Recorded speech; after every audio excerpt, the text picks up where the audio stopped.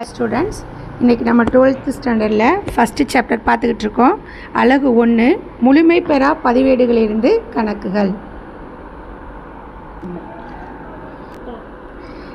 நம்ம நிலை அறிக்கை பார்க்குறோம். Page number 9.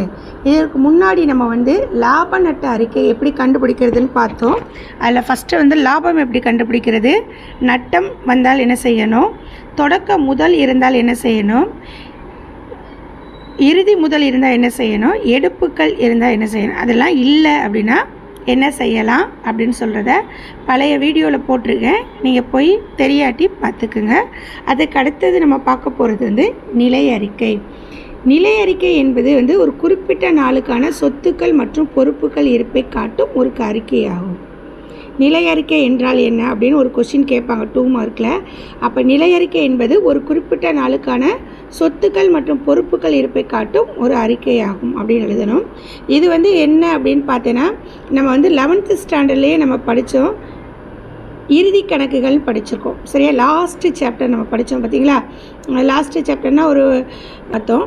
அந்த இறுதி கணக்குகள் என்னென்ன பார்த்துருப்போம் அப்படின்னு பார்த்தேன்னா, ஃபஸ்ட்டு எடுத்தோன்னா வியாபார கணக்கு, அடுத்து லாப நட்ட கணக்கு, அடுத்து லாஸ்ட்டாக இருப்பு நிலை குறிப்புன்னு சொல்லி பார்த்தோம். சரியா, அதே தான் இந்த சம்மு.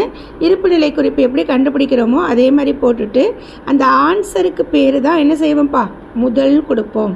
கணக்கு பார்ப்போமா. இப்போ நம்ம பார்க்குறது இருப்பு நிலை குறிப்பில் சொத்துக்கள் பொறுப்புகள் எப்படி கண்டுபிடிக்கிறதுன்னு பார்த்துட்டு அது ஒரு சம் பார்க்கலாம். சரியா,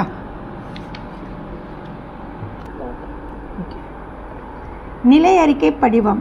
ஓகேம்மா, இதில் என்ன கொடுத்துருக்காங்கன்னா, டேஸ் ஏடுகளில் டேஸ் நாளைய நிலை அறிக்கை. டேஸ் ஏடுகள் அப்படின்னா இந்த இடத்துல யாருன்னா யாரோட கணக்கு நம்ம பார்க்குறோமோ அவங்களோட நேம் எழுதணும். அடுத்து இங்கே எந்த வருடம் முடியுதோ அந்த தேதியை நிலை அறிக்கை கண்டுபிடிக்கிறோம். ஒன்றுமே இல்லை, பொறுப்புகள் என்ன சொத்துக்கள் என்ன அப்படின்னு தெரிஞ்சாலே போதும்.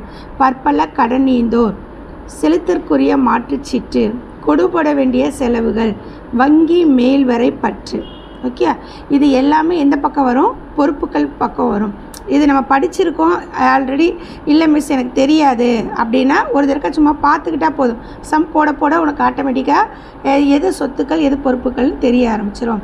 அதே மாதிரி சொத்துக்கள் பார்க்கணும்னா கை ரொக்கம், வங்கி ரொக்கம், பற்பல கடனாளிகள், பெறுதற்குரிய மாற்றுச்சீட்டு, சரக்கிருப்பு, முன்கூட்டி செலுத்திய செலவுகள், நிலை சொத்துக்கள். நல்லா பாருங்கள், கொடுப்பட வேண்டிய செலவுகள் பொறுப்புகள் பக்கம். நான் இன்னும் கொடுக்கணும் அப்படின்னு சொன்னால் அது என்னதுமா உன்னுடைய பொறுப்பு. ஆனால் பெறுதற்கு இது முன்கூட்டி செலுத்திய செலவுகள்னா நான் இந்த மாதம் கொடுக்க வேண்டிய காசை போன மாதமே நான் கொடுத்துட்டேன் அப்படின்னு சொன்னோம்னா முன்னாடியே அந்த காசை நான் கொடுத்துட்டேன், ஆனால் அது எனக்கு செலவு இல்லை, அடுத்த நெக்ஸ்ட் மந்த் இருக்கிறதுன்னு என்னதுமா அது எனக்கு சொத்து. இது மாதிரி எழுதுறது. இது நம்ம படிக்க ஒவ்வொரு சம் போட போட உனக்கு ஆட்டோமேட்டிக்காக அது தெரிஞ்சிடும். ஓகேயா. இப்போ நம்ம எக்ஸாம்பிளுக்கு எடுத்துக்காட்டு 6 பார்ப்போம், 6வது சம் பார்ப்போம். சரியாம்மா. சாந்தி என்பவர் 2018 டிசம்பர் 31ஆம் நாளைய இருப்புக்கள் பின்வருமாறு அப்படின்னு கொடுத்துருக்காங்க. இது மாதிரி தான் எல்லாமே சேர்ந்து கொடுத்துருப்பாங்க. எது சொத்துக்கள் எது பொறுப்பு அப்படின்னு உனக்கு தெரியாது. நம்ம அந்த ஃபார்மெட்டை நம்ம படிச்சிருந்தால் மட்டும்தான் தெரியும். இப்போ நான் அந்த ஃபார்மெட்டை பற்றி எக்ஸ்பிளைன் பண்ணியிருந்தேன். அந்த ஃபார்மெட்டை கொடுத்துருக்க ஒரு நல்லா பார்த்துக்கிட்டேன்னா என்ன செஞ்சிடலாம், ஆட்டோமேட்டிக்காக இந்த சம்மை பற்றி தெரிஞ்சுக்கலாம். ஓகே, இப்போ வரிசையாக நம்ம சொல்லணும். பெறுதற்குரிய மாற்றுச்சீட்டு. ஓகே, பெறுதற்குரிய மாற்றுச்சீட்டு எந்த பக்கம் வரும், சொத்துக்கள். ஒரு நமக்கு ஒரு வருமானம் வருது. அப்போ வருமானம் வந்தால் அது சொத்தா பொறுப்பா, சொத்து. சரியாம்மா. அப்போ பெறுதற்குரிய மாற்றுச்சீட்டு எந்த சைடில் போடணும், சொத்துக்கள் பக்கம் போடணும். அடுத்து செலுத்தற்குரிய மாற்றுச்சீட்டு, நம்ம ஒருத்தவங்களுக்கு பணம் கொடுக்கணும் அப்படின்னா அது என்னது, எனக்கு பொறுப்பு, கண்டிப்பாக நான் கொடுத்தே ஆகணும். அப்போ அது என்னதுமா, பொறுப்பு. அதுக்கடுத்து இயந்திரம். இயந்திரம் என்னது, சொத்து. அறைகலன்னா ஃபர்னிச்சர். சரியா, இயந்திரம்னா மிஷின், அறைகலன்னா ஃபர்னிச்சர். இப்போ ஃபர்னிச்சர் சொல்கிறது என்னது, நமக்கு ஒரு சொத்து. அதுக்கடுத்து பற்பல கடனீந்தோர்னா யார், நமக்கு நிறைய பேர் காசு கொடுத்துருக்காங்க, கடன் வாங்கியிருக்கோம். அப்போ நமக்கு கடன் கொடுத்துருக்காங்க பார்த்தீங்களா, அவங்க எல்லாருமே என்ன வரும்ப்பா, பற்பல கடனீந்தோர். நம்ம காசு வாங்கிட்டு ஏமாற்றிட்டு ஓட முடியுமா? அப்போ அந்த காசை என்ன செய்யணும்? கொடுக்கணும். அப்போ கொடுக்க வேண்டியது என்னது? நம்மளுடைய பொறுப்பு. ஓகேயா? அப்போ பற்பல கடனீந்தோர் எப்படி வரும்? பொறுப்புகள் வரும். இது பற்பல கடனீந்தோர் அப்படின்னா நம்ம 4-5 பேருக்கு கொடுத்துருக்கோம், அவங்க நம்மள்ட்ட காசு வாங்கியிருக்காங்களா, அவங்க எல்லாருமே யார் அப்படின்னா நான் கடனீந்தோர் கொடுத்துருக்குறவங்க. ஓகே, அப்போ டிஃப்ரென்ஸ் தெரியுதா? பற்பல கடனீந்தோருக்கும் கடனாளிகளுக்கும். அப்போ இந்த பக்கம் என்ன போட்டிருக்கு? பற்பல கடனீந்தோர். கடனீந்தோர்னு எந்த பக்கம் போகணும்? பொறுப்புகள் சைடு போகணும். அதுக்கடுத்து சரக்கிருப்பு. இப்போ இந்த இடத்துல நமக்கு சரக்கிருப்பு ரெண்டாக சொல்லலாம். ஒன்று தொடக்க சரக்கிருப்பு, இறுதி சரக்கிருப்பு. பார்த்துருக்கோமா? அப்போ எப்போவுமே நமக்கு இந்த பாக்ஸ்குள்ளே மேக்சிமம் சரக்கிருப்பு எப்போவுமே இங்கே இறுதி சரக்கிருப்பு கொடுத்துருப்பாங்க. எந்த சரக்கிருப்பு இருந்தாலும் இந்த இறுதி சரக்கிருப்பு கொடுத்துருப்பாங்க. அப்போ சரக்கிருப்புன்னு சொன்னாலே அது என்னவாக இருக்கும்? சொத்துக்களாக இருக்கும். அதுக்கடுத்து கடனாளிகள். இப்போ தான் சொல்லிக் கொடுத்தேன், கடனீந்தோருக்கும் கடனாளிக்கும் உள்ள டிஃப்ரென்ஸ் என்னன்னு சொல்லி கொடுத்தேன். கடனாளிகள்னால் நான் காசு கொடுத்துருக்கேன். அப்போ இந்த கணக்கை பொறுத்தவரை சாந்தின்னு சொல்கிறது யாரை வச்சுக்கணும்? உன்னைய நீ நினச்சிக்கணும். அப்போ தான் இந்த இடத்துல கடனீந்தோர்னா யார்? நான் காசு கொடுத்துருக்குறவங்க, சாந்தி காசு கொடுத்துருக்காங்க அப்படின்னு எடுத்துக்கணும். அப்போ இது எந்த பக்கம் வருமா? சொத்துக்கள் சைடு வரும். அப்புறம் ரொக்கம் எந்த சைடு வரணும்? அது சொத்து. அப்போ அந்த சொத்துக்கள் பக்கம் வரும். ஓகேயா? இப்போ இந்த கணக்கில் எது பற்று சைடு வரும், எது வரவு சைடு, அதாவது எது பொறுப்புகள் சைடு வரும், எது சொத்துக்கள் சைடு வரும் சொல்கிறத பார்த்தாச்சு. அடுத்து 2018 டிசம்பர் 31 நாளைய நிலை அறிக்கை தயாரித்து அந்நாளைய முதலை கணக்கிடவும். முதல் என்னன்னு கேட்டிருக்காங்க. இதை நம்ம சம் போட்டு பார்ப்போம். அதுக்கடுத்து அதோட ஆன்சர் என்ன வருதுன்னு கண்டுபிடிக்கலாம். ஓகேயா?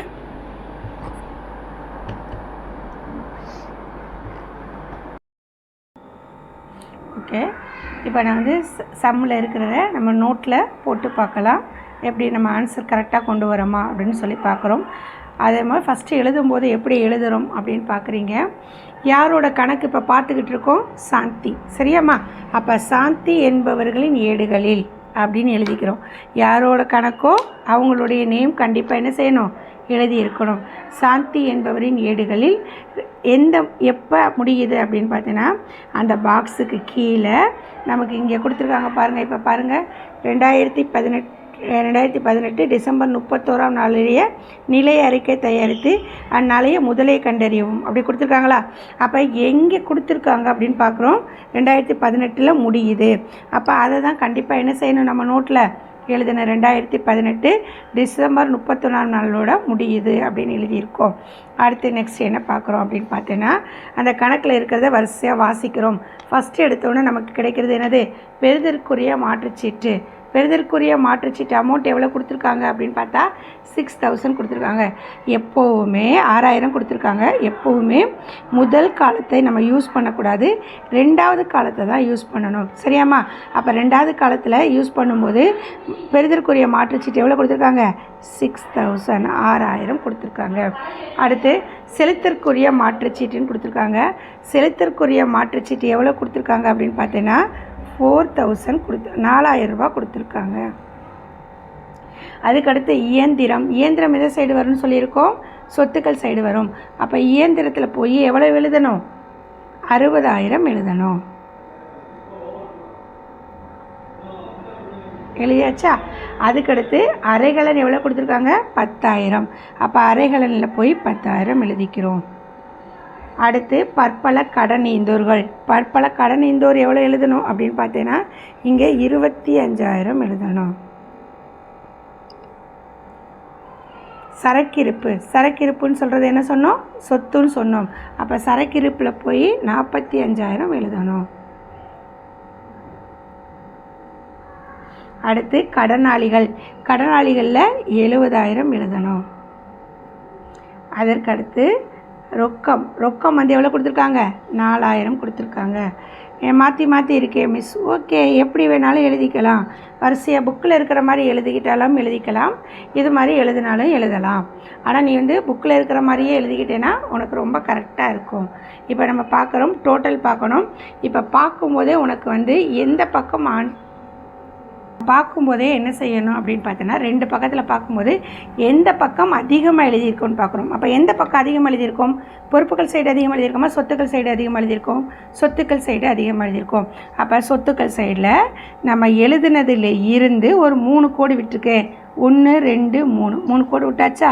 அதுக்கடுத்து இந்த கோட்டுக்கும் இந்த கோட்டுக்கும் இப்படி அண்டர்லைன் பண்ணிக்க. இங்கே எங்கே அண்டர்லைன் பண்ணியிருக்கியோ அதே மாதிரி இந்த இடத்துலையும், ஏன்னா நம்ம வந்து ஈக்குவல் பண்ணிக்கிட்டு இருக்கோம். சரியா? அப்போ இங்கேயும் என்ன செய்யணுமா? அண்டர்லைன் பண்ணிக்க. ஆன்சர் கண்டுபிடிக்க போகிறோம். அடுத்து நெக்ஸ்ட்டு என்ன பார்க்கணும்னு சொன்னோம்னா, எந்த பக்கம் அமௌண்ட் அதிகமாக இருக்குதுன்னு பார்க்கணும். இப்போ நம்ம பார்க்கும்போதே நமக்கு தெரியும், பொறுப்புகள் சைடில் எவ்வளோ இருக்குது? 29,000 தான் இருக்குது. ஆனால் அந்த பக்கம் பார்க்கும்போது நிறையா இருக்குது. இருக்கா? 4,000, 45,000, 70,000 அப்படி நிறையா இருக்குது. ஸோ எந்த பக்கம் ஆன்சர் அதிகமாக இருக்கோ அந்த ஆன்சரை தான் நம்ம இங்கே கீழே எடுத்து எழுதணும். இப்போ ஆன்சர் பார்த்தேன்னா, ஓகே, இப்போ இதை ஃபுல்லாக நம்ம டோட்டல் பண்ணுறோம். டோட்டல் பண்ணால் என்ன செய்யுது? அமௌண்ட் என்ன வருது அப்படின்னு பார்த்தீங்கன்னா 1,95,000 வருது. ஓகே, இங்கே என்ன அமௌண்ட்டு வருதோ அதே அமௌண்ட்டை கொண்டு வந்து இந்த சைடில் எழுதிடணும். அப்போ இந்த சைடில் என்ன எழுதுவோம்? 1,95,000 எழுதிடுவோம். ஓகே, இப்போ இங்கே 1,95,000 எழுதியாச்சு. ஆனால் இங்கே எவ்வளோ இருக்குமா? நம்ம இதே டோட்டல் பண்ணால் 29,000 தான் இருக்குது. அப்போ எவ்வளோ கம்மியாக இருக்குதுன்னு பார்க்குறோம். அப்போ இந்த நம்பர்லேருந்து இந்த நம்பரை மைனஸ் பண்ணால் நமக்கு ஆன்சர் கிடச்சிரும். இப்போ இதுலேருந்து இதை வந்து நான் மைனஸ் பண்ணி காட்டுறேன். இதுலேருந்து இதை போட்டோன்னா எவ்வளோ வருது அப்படின்னு பார்த்தோன்னா, இங்கே பார்க்கும்போது 1,95,000 எழுதியாச்சா? அப்புறம் இங்கேருந்து என்ன செய்யணுமா? இதையும் டோட்டல் பண்ணால் என்ன கிடைக்கிது? 29,000 கிடைக்கிது. அப்போ 29,000 நம்ம போடுறோம். 0 0 0. இங்கே 5 இருக்குது, இங்கே 9 இருக்குது, மைனஸ் பண்ண முடியாது. ஸோ இங்கேருந்து ஒன்று கடன் வாங்குகிறோம். இங்கே 15 ஆயிடுது, இங்கே என்ன ஆயிடுது? 8 ஆயிடுது. ஓகே, இப்போ 15லேருந்து 9 போக எவ்வளோ கிடைக்கும்? 6. 8லேருந்து 2 போக 6, மீதி 1 அப்படியே இறக்கிறோம். இப்போ நமக்கு என்ன ஆன்சர் கிடைக்கிது? 1,66,000 கிடைக்கிது. ஸோ இது வந்து என்ன முதல் அப்படின்னு பார்த்தோன்னா, இதுதான் நம்ம கண்டுபிடிக்கிற ஆன்சர். இதுக்கு பேர் என்ன செய்கிறோம்ப்பா? முதல் போடுறோம். இந்த முதல் வந்து 1,66,000 போட்டு உடனே என்ன செய்யணும்? ஒரு பாக்ஸ் போட்டுடணும். இது என்ன முதல் பார்த்தேன் அப்படின்னு பார்த்தேன்னா, என்ன முதல் அப்படின்னா இறுதி முதல்.